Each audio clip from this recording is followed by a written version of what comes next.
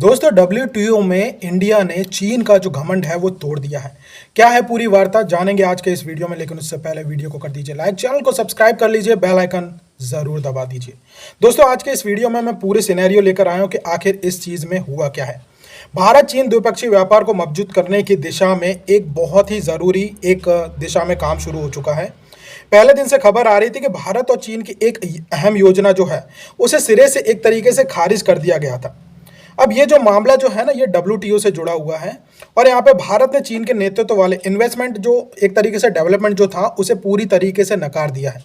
भारत ने ये एक तरीके से चीन से क्लियरली कहा है, WTO में, वर्ल्ड ट्रेड ऑर्गेनाइजेशन में भारत ने ये क्लियर अपना स्टांस रखा है कि वहाँ पर सभी देशों की जो भागीदारी है वो बहुत ही ज़्यादा क्लियर तरीके से रहेगी। अब चाइना जो है वो एक तरीके से ज़्यादा पैसा लगाकर भारत का जो ज़्यादा मार्केट है उसका परसेंटेज ज़्यादा एक तरीके से कैप्चर करना चाहता है। इंडिया ने इस घटनाक्रम में सीधी तरीके से ना कर दिया है और कई सारे ऐसे नियम कर दिए हैं जिसकी वजह से कानूनी ढांचा जो है वो कहीं ना कहीं चीन के लिए काफ़ी ज़्यादा कड़क हो गया है। अब यहाँ पे एक चीज आप समझिए, इस बैठक में सबसे मेन चीज ये थी कि चीन का रुख अब कुछ बदला हुआ नजर आ रहा है। जब भारत ने अपना रुख बहुत ज्यादा कड़ा दिखाया तो यहाँ पे मेन चीज ये देखने को मिली कि चीन के जो वाणिज्य मंत्री हैं वो भारत के साथ द्विपक्षीय व्यापार और आर्थिक सहयोग के लिए मजबूत इच्छा जता रहे हैं। यानी जिस तरीके से पहले चीन जिस तरीके से बातें करता था कि हम ही सुपर पावर हैं, अमेरिका तो कुछ भी नहीं है, अब यहाँ पर चीन के जो हैं वो रुख पूरी तरीके से बदलना शुरू हो गए हैं। पीयूष गोयल ने इस मुलाकात को लेकर साफ किया है कि भारत का फोकस सिर्फ व्यापार बढ़ाने पर नहीं बल्कि उसे संतुलन बनाने पर भी है। उन्होंने कहा है कि दोनों देशों के बीच भरोसा बढ़ाने और व्यापार को सुगम बनाने की चर्चा है। अब एक चीज़ आप समझिए, कुछ लोग ऐसा बोलते होंगे कि चीन जो है वो काफ़ी अच्छा चीज़ें बनाता है, लेकिन ऐसा नहीं है। उनकी क्वालिटी बहुत ज़्यादा एक तरीके से चीप होती है और वो इस तरीके के देशों पर, मतलब जैसे अफ्रीका के जो देश हैं वहाँ पर इस तरह की चीज़ों को वो डम करता है। यानी वो एक तरीके से चीज़ों को सस्ता तो बना रहा है लेकिन इसकी क्वालिटी बहुत ही ज़्यादा खराब होती है।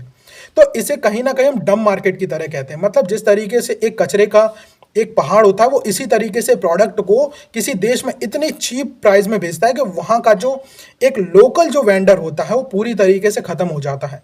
अमेरिका जो है वो इसी चीज़ को लेकर चीन से चिढ़ा हुआ है। अब भारत ने और बाकी के जो देश हैं वो भी इस तरह का स्टांस ले रहे हैं और उनका ये क्लियर चीज़ें हैं कि वो अब भारत के व्यापारियों को ध्यान में रखते हुए चीज़ें बनाएंगे। क्योंकि पहले एक टाइम था कि तकरीबन 60% 70% चीन ने एक तरीके से भारत के मार्केट पर अपना कब्जा जमा कर रखा हुआ था।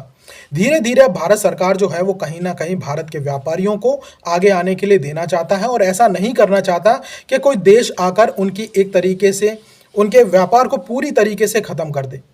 तो यहाँ पर एक तरीके से जो भारत ने जो कड़ा रुख अपनाया है उसे देखते हुए चीन जो है वो नरम पड़ गया है और अब वो ऐसी बातें करने लग गया है कि हम साथ में मिलकर काम करना चाहते हैं, आपको भी आगे बढ़ाना चाहते हैं, खुद भी आगे बढ़ना चाहते हैं। मतलब उसके रुख कहीं ना कहीं अब नरम पड़ गया है। लेकिन यहाँ पर भारत सरकार ने क्लियर कर दिया है कि चाहे कोई भी हो वो भारत के व्यापारियों को पहले सहूलियत देगा, बाद में दूसरे लोग आएंगे। और यही सीधा स्टांस भारत ने WTO में रखा है, जिसकी वजह से कहीं ना कहीं चीन जो है वो शॉक में आ गया है। दोस्तों इस वीडियो के बारे में आपके क्या विचार हैं, कमेंट में बताइए। चैनल को सब्सक्राइब कर लीजिए, बेल आइकन दबाइए, ऑल पर क्लिक करना बिल्कुल मत भूलिएगा। तब तक के लिए खुश रहें, सुरक्षित रहें।